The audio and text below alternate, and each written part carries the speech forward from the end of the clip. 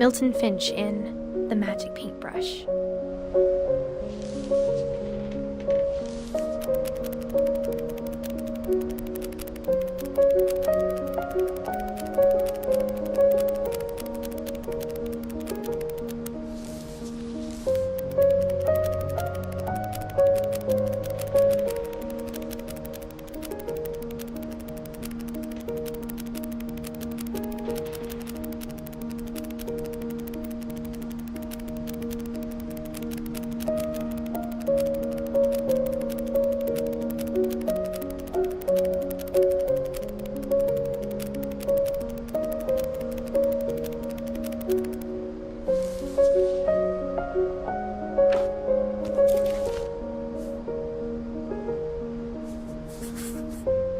I was 4 when Milton disappeared.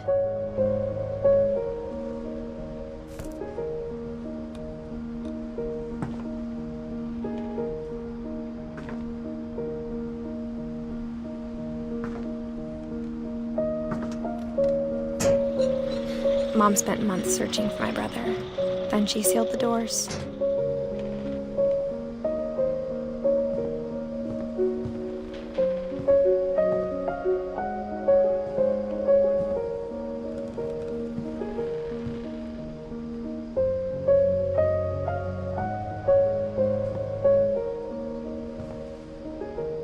Whatever Milton had found in the house, Mom didn't want it getting out.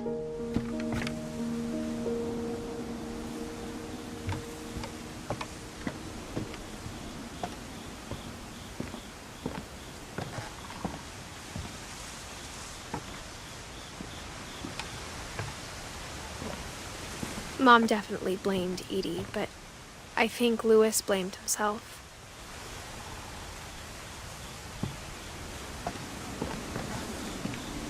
After he graduated, he just spent more and more time in his room, until Mom got him a job at the cannery.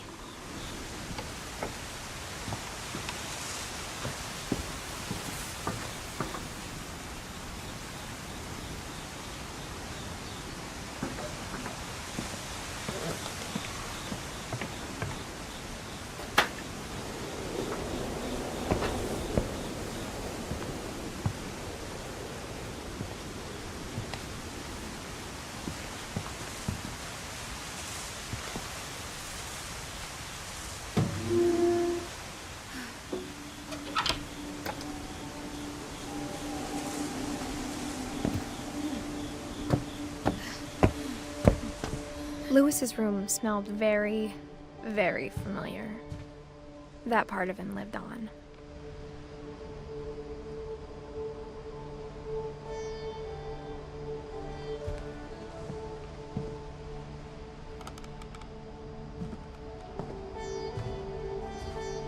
He was so proud of being Indian. I think for him, it was a way to be something other than just a Finch.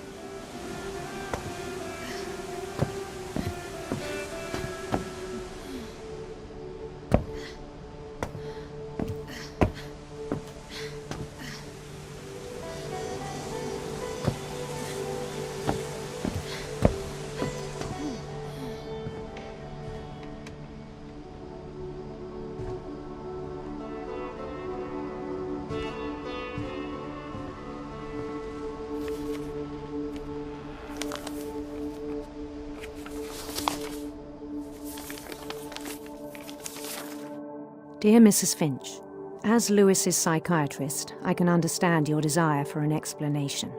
As I see it, the trouble began in January, shortly after we convinced your son to seek treatment for substance abuse. Newly sober, I believe Louis first noticed the monotony of his daily life.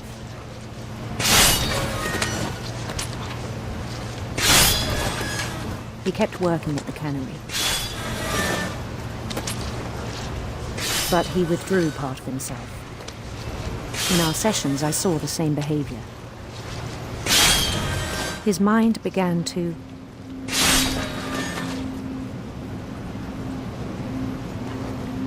wander.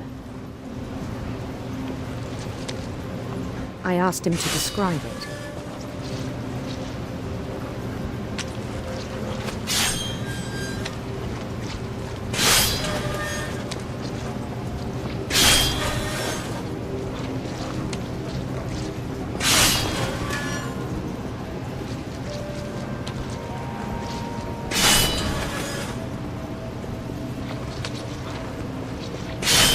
He said he started small, imagining a labyrinth.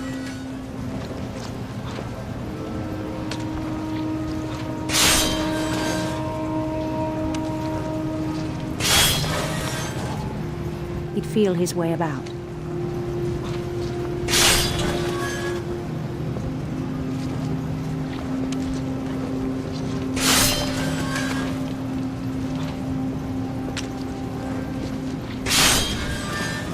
Then something moved. Bats. And toads.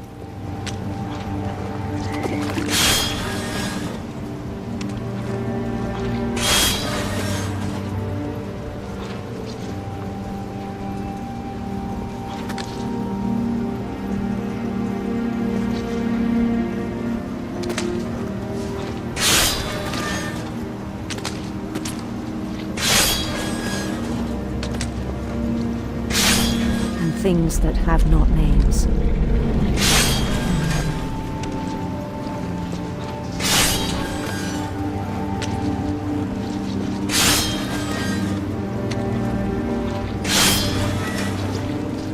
He knew it was all in his head.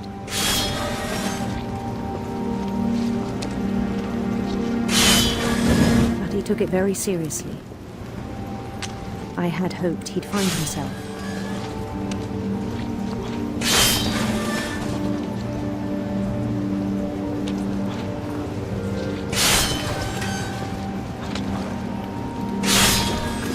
But he found something more.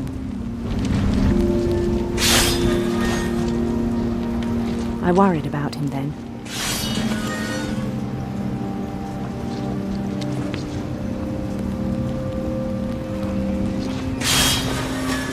Daydreaming at the cannery, I spoke with his boss. But he said Lewis had become a model employee. Methodical, tireless, focused.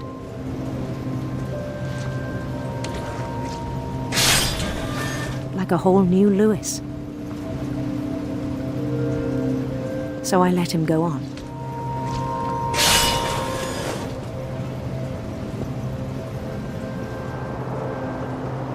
I even encouraged him. It seemed very promising at first. He told me he'd made a new friend.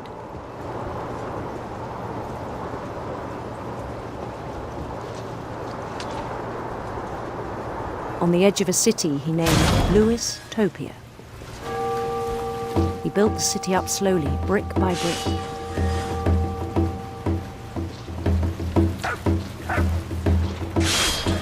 Then he made musicians.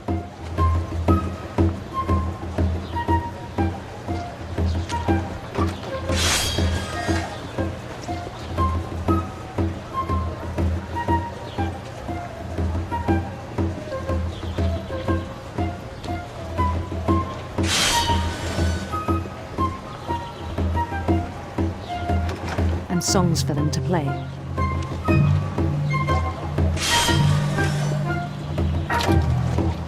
He talked about starting a band. And he was always humming something. Every day his imagination grew stronger.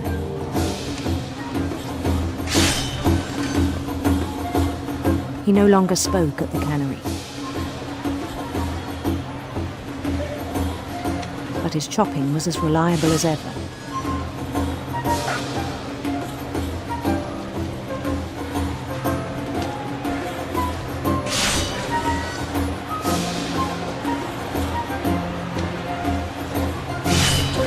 Then one day it struck him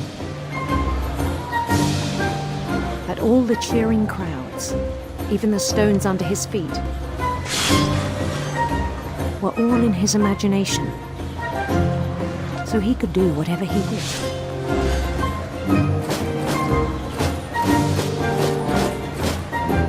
He held an election for mayor.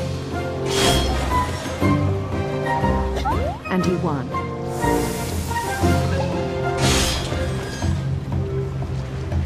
They begged him to stay, but his mind was already wandering. It became a game for him.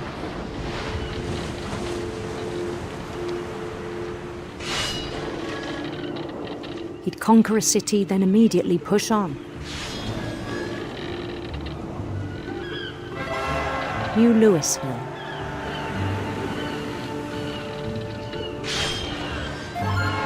St. Louis.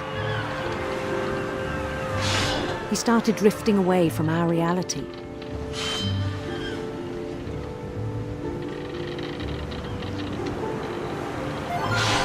Minneapolis, until one day he forgot to go home from the cannery. Even as his mother pleaded with him, part of Louis kept sailing on.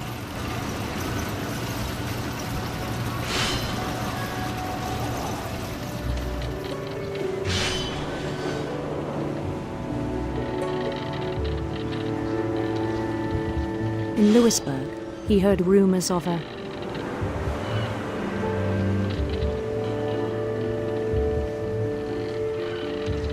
handsome queen.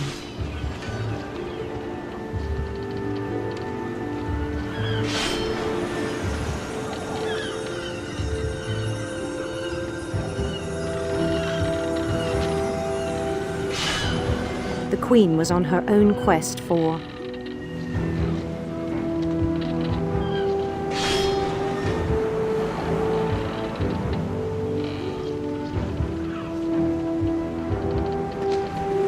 sinister serpents.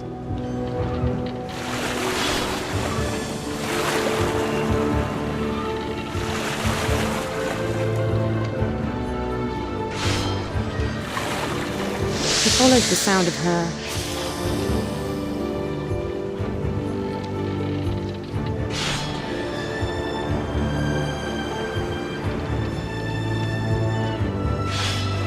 silver harp.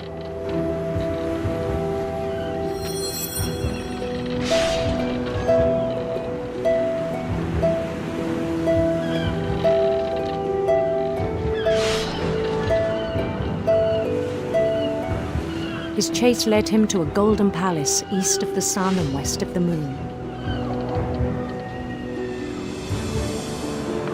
Even then, his logic remained sound.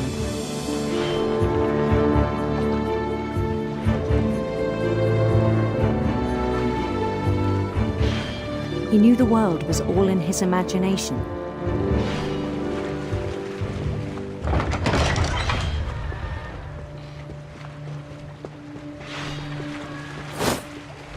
But he was so proud of having created it.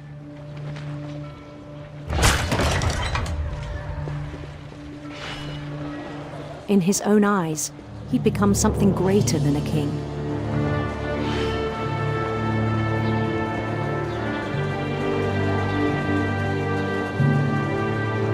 For someone who'd never known success in the real world, I think it was overwhelming. And then it struck him that the real Louis was not the one chopping salmon, but the one climbing the steps of a golden palace.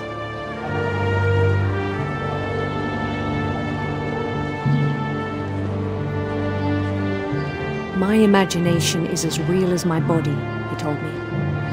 It was hard to argue with him.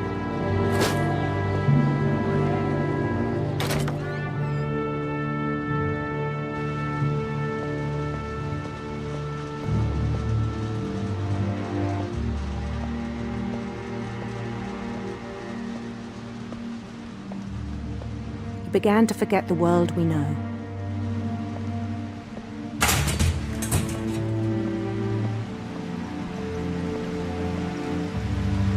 I think it pained him to remember Louis, the cannery worker.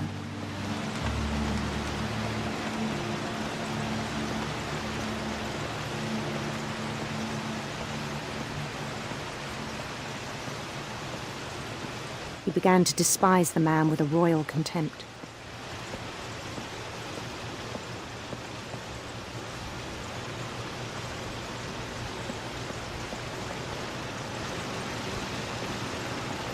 I still thought I could save him. Even after he said he was being crowned king over all the lands of wonder.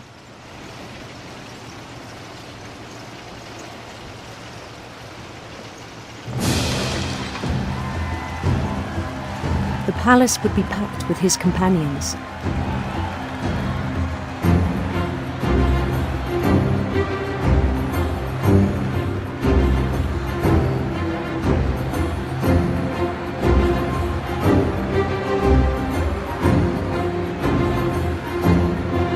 Including the wise Calico who insisted on inviting me.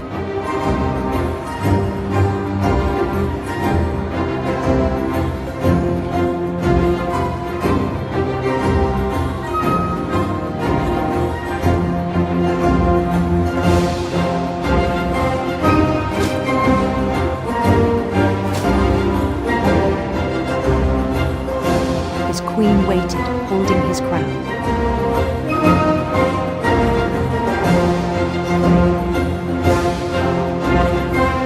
There was only one thing left to do.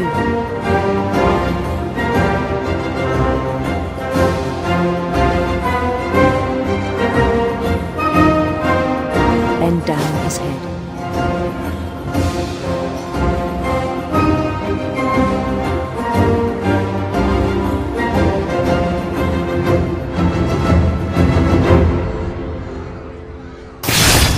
And the rest I think you know.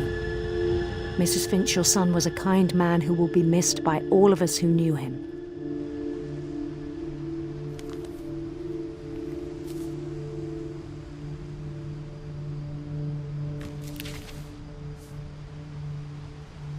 My brother was really cool.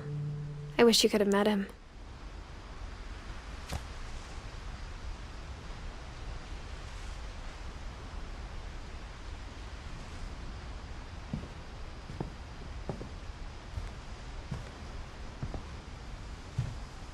Lewis and I spent a lot of time playing games together, but he was surprisingly bad at them.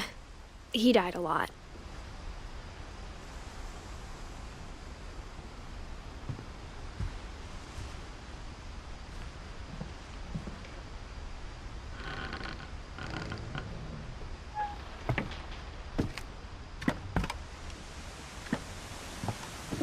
On the way back from Lewis's funeral, my mom told me to start packing.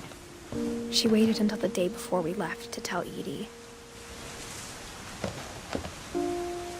I'm not sure if she wanted to make it easier or harder.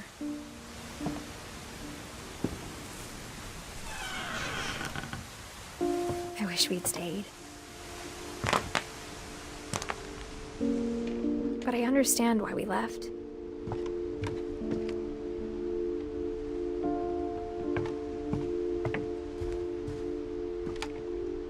My mom ended up leaving everything behind.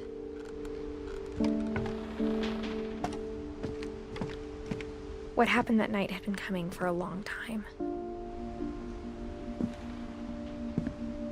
Maybe it should have come sooner.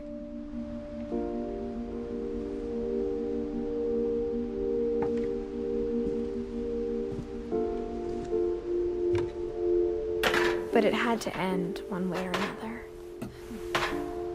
All that's left now is to tell you about that last night.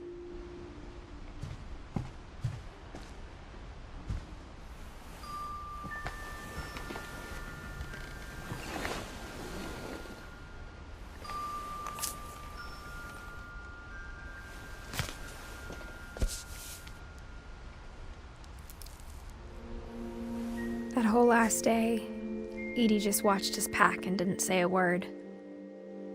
Until supper, when she raised her glass and said, "To our final night together, and all our final nights apart." Grandma, you know what I said about alcohol.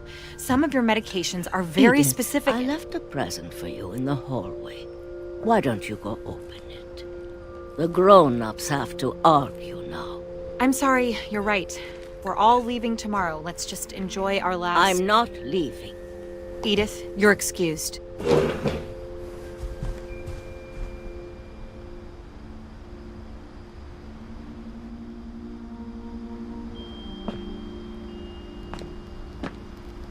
The power had been shut off that morning, but Edie always had plenty of candles. When my mom sealed the library, I don't think she knew about the other entrance. Or that Edie had a key to it.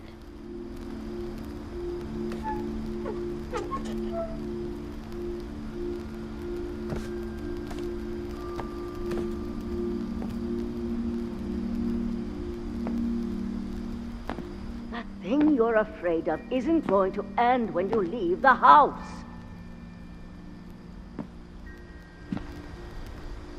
Edith has a right to know these stories.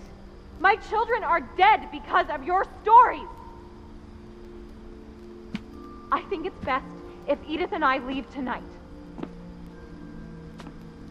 We'll have the nursing home send a van for you in the morning, okay?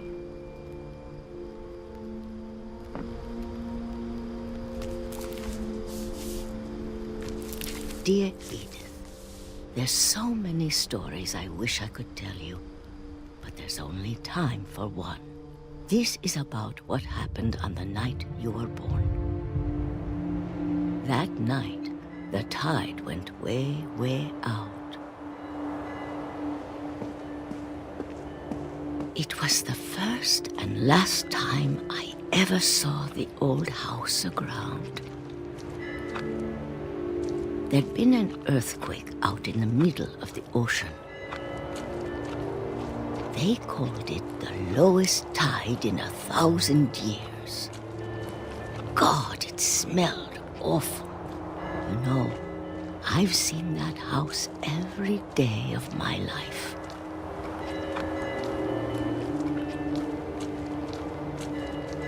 But I never thought I'd go back to it. When the fog rolled in, I lost my way.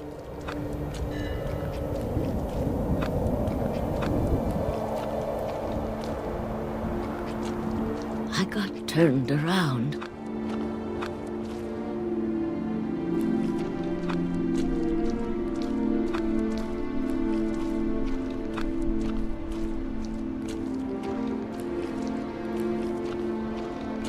For a while, I wandered. I started seeing things.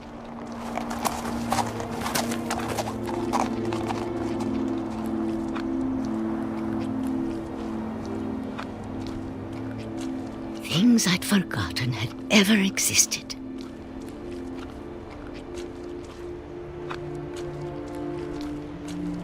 But when I saw them, they felt like old friends. That night, a lot of things came back to me. Or maybe I came back to them.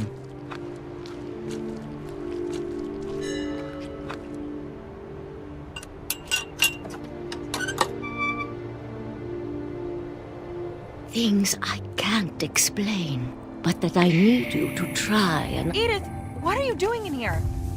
It's mine. Edith! Mom, you're gonna rip it! Let go! I kicked and screamed, but Mom dragged me to the car.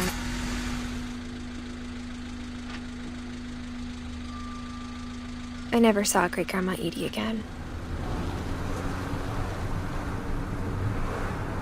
The next morning, the van came to pick her up, but she was already gone. After that, we moved around a lot.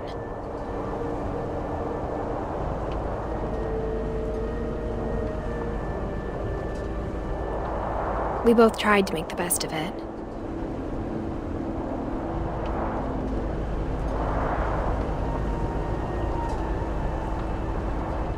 A few years went by.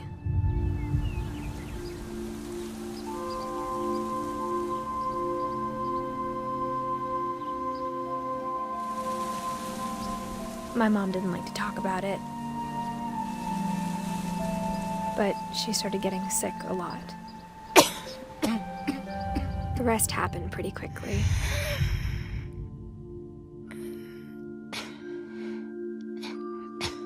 She got better for a while, and then she didn't. And then I was alone.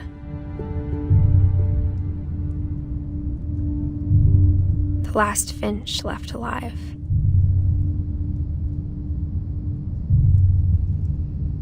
Until I found out about you. I'm still not sure what to tell you about all this. If we lived forever, maybe we'd have time to understand things. But as it is, I think the best we can do is try to open our eyes. And appreciate how strange and brief all of this is. This journal was supposed to be for you. But now I hope you'll never see it. I just want to meet you and tell you all these stories myself. But I guess if you're reading this now, things didn't work out that way.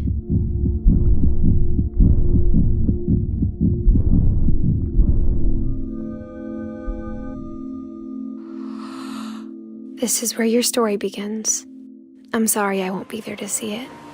It's a lot to ask, but I don't want you to be sad that I'm gone. I want you to be amazed that any of us ever had a chance to be here at all. Good luck.